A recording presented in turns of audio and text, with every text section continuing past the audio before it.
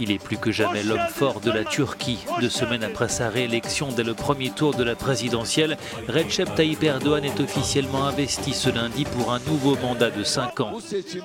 Au pouvoir depuis 2003, d'abord comme Premier ministre, puis comme président, Erdoğan voit désormais ses prérogatives élargies par une réforme constitutionnelle qui fait rentrer la Turquie dans une nouvelle ère. Fini le régime parlementaire, place à un système présidentiel qui confère au chef de l'État l'essentiel du pouvoir exécutif. Il nommera lui-même les ministres et pourra promulguer des décrets.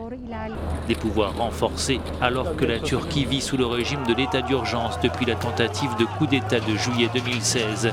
Dans la foulée de ce putsch manqué, le pouvoir a déclenché au sein de l'État une vaste purge qui se poursuit encore aujourd'hui.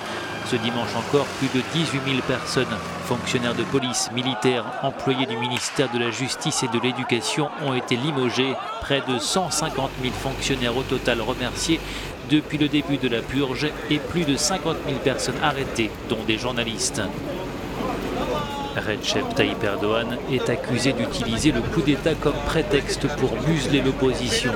Pour son rival à la présidentielle, la Turquie entre dans une dangereuse période du règne d'un seul homme. Dérive autoritaire pour certains, garantie de la stabilité pour d'autres. Pour les partisans d'Erdoğan, le nouveau système présidentiel est un rempart contre les nombreuses menaces qui pèsent sur la Turquie.